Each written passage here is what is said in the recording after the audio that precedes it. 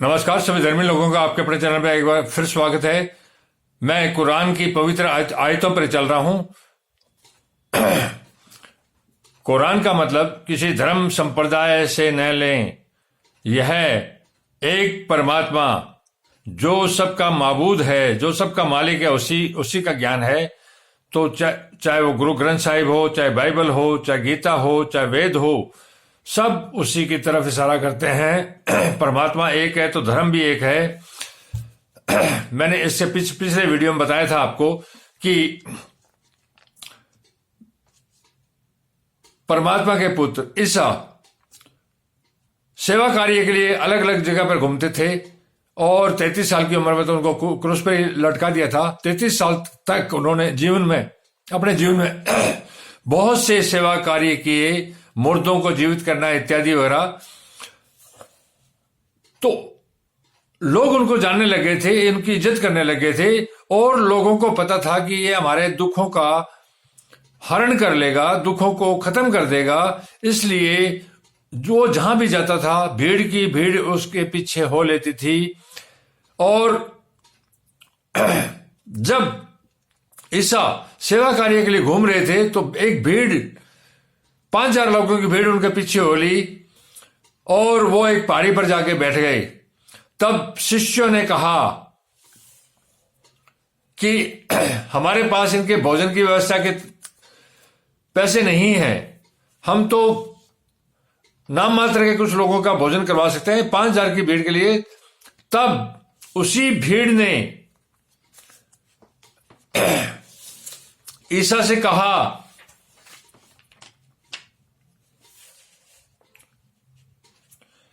हमारी यह ख्वाहिश है कि हम उसमें से खाएं, हमारी यह ख्वाहिश है कि हम उसमें से खाएं और हमारे दिल तसल्ली पाएं। हम जान ले कि तुमने हमसे सच कहा है और हम इस ख्वान के नाजिल होने पर गवाह रहे हैं। अर्थात उस भीड़ ने परमात्मा के पुत्र ईसा से कहा तुम्हारा परवरदिगार जो तुम्हारा परमात्मा है, जो हम सबका परमात्मा है, ऐसा कर सकता है कि हम पर आसमान से खाने का ख्वान नाजिल करे? क्या परमात्मा ऐसा कर सकता है कि आसमान से ख्वान अर्थात खाने का नाजिल कर सके, अर्थात भेज सके?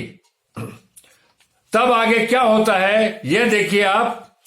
ईसा बिन मरियम ने दुआ की कि ए हमारे परवरदिगार अर्थात मेरे मालिक, मेरे परमात्मा, हम पर आसमान से ख्वान नाजिल फरमा, हम पर आसमान से खाना ख्वान नाजिल फरमा कि हमारे लिए वह दिन ईद करार पाए।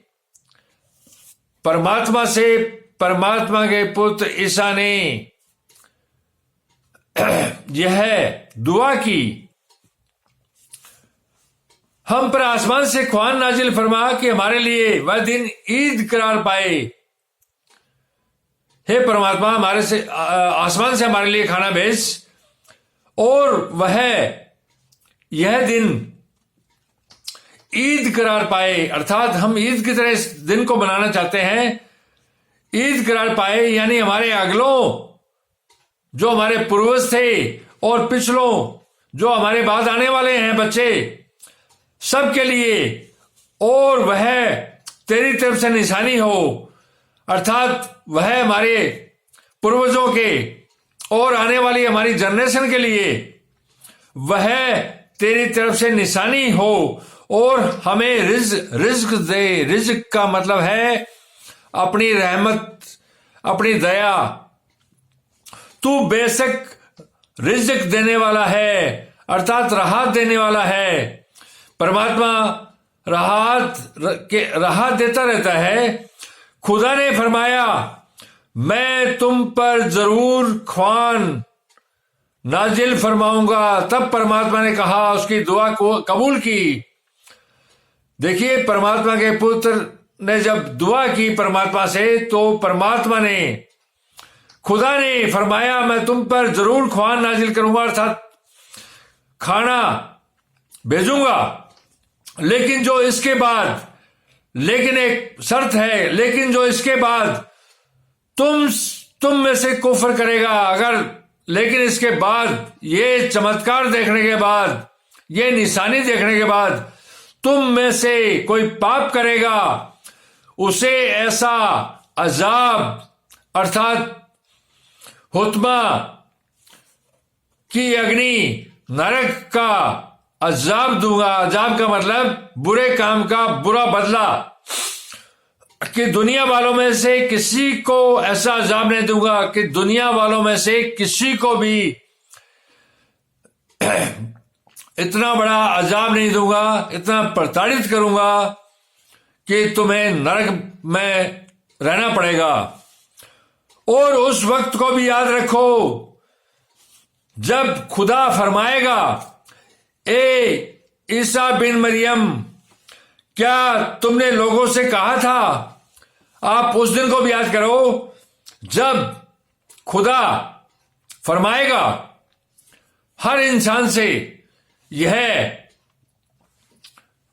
जब ईसा 33 साल की उम्र के बाद जब उनको क्रूस पर लटका दिया गया था, तब उनको खुदा ने क्या बोला था वो सुने और आप पर लागू करें, कि आपसे भी पूछा जाएगा आपके अमाल, आपके कर्मों के बारे में।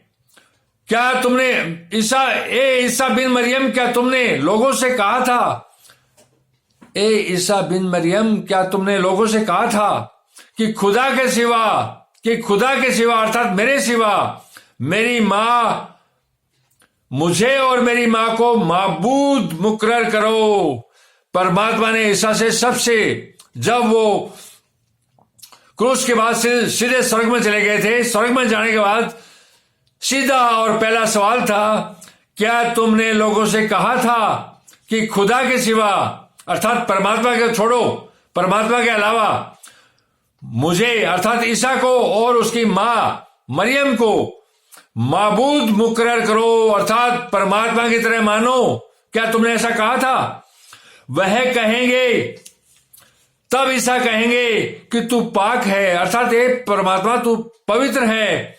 मुझे कब मुनासिब था, मुझे कब अच्छा लगा था कि मैं ऐसी बात कहता, अर्थात मैंने ऐसी कोई बात नहीं बोली और मेरे पास इतनी ताकत नहीं थी जिसका मुझे कुछ हक नहीं, मुझे कोई हक भी नहीं था इस तरह का। अगर मैंने ऐसा कहा होगा, अगर मैंने ऐसा कोई कहा होगा तो तुझको मालूम होगा। परमात्मा तो सब कुछ जानते हैं, गैब की बात, दबी छुपी बात, रहस्य की बात, सब कुछ जानने वाले हैं। तो सीधा ईसा ने बोला कि मैं ऐसा कैसे कर सकता हूं? तुझको तो मालूम होगा, क्योंकि जो बात तेरे दिल में है, क्योंकि परमात्मा को बोला कि जो बात तेरे दिल में है, मेरे दिल में है, तू उसे जानता है। परमात्मा के पुत्र ईसा ने कहा कि जो इस पुत्र के दिल में है वो पिता परमात्मा जानता है, और जो तेरे जमीर में है, अर्थात परमात्मा जो तेरे जमीर में है उसे मैं नहीं जानता। इस जमीर को, जो परमात्मा का जमीर है, उसका गेब है, उसके रहस्य हैं, उसको कोई नहीं जानता। यह बिल्कुल सत्य बात है। बेशक तू गेबों को जानने वाला है, बेशक तू गेबों को अर्थात रहस्यों को, तमाम दबी छिपी बातों को जानने वाला है। मैंने उनसे कुछ नहीं कहा अलावा इसके, मैंने धरती पर जाके उन लोगों से ऐसा कुछ नहीं कहा अलावा इसके अलावा जिसका तूने हुक्म दिया था। हे परमात्मा, जो तूने मुझे हुक्म दिया था, अर्थात जो आदेश दिया था, उसके अलावा मैंने ऐसी कोई बात नहीं बोली। वह यह है, तेरा हुक्म यह था, वह यह है कि तुम खुदा की इबादत करो। आपने परमात्मा, यही तो मुझे आदेश दिया था कि तुम एक परमात्मा, एक रब्बुल आलमीन, एक परमेश्वर यहोवा एक परमात्मा जो सिर्फ एक ही है, उसके अलग अलग नाम हैं। नाम सारे पवित्र हैं, क्योंकि परमात्मा के जितने भी नाम हैं सारे पवित्र हैं, क्योंकि सारे नाम एक ही परमात्मा के हैं।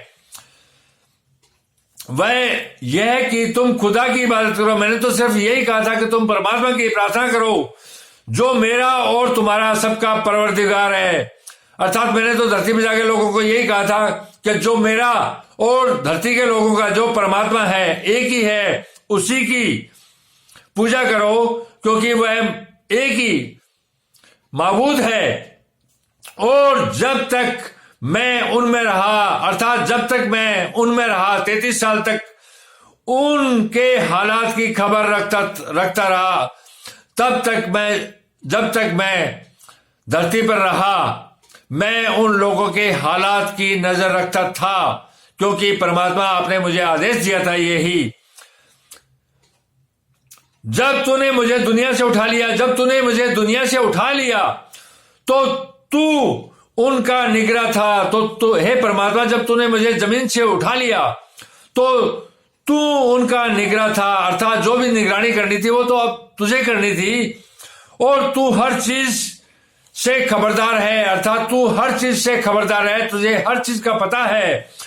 बेशक तू गालिब और हिकमत वाला है, सर्वशक्तिमान है।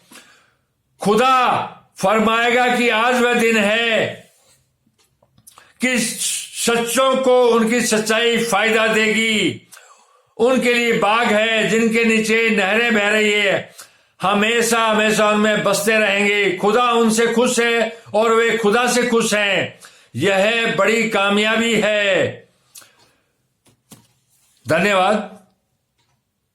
शीघ्र मिलेंगे।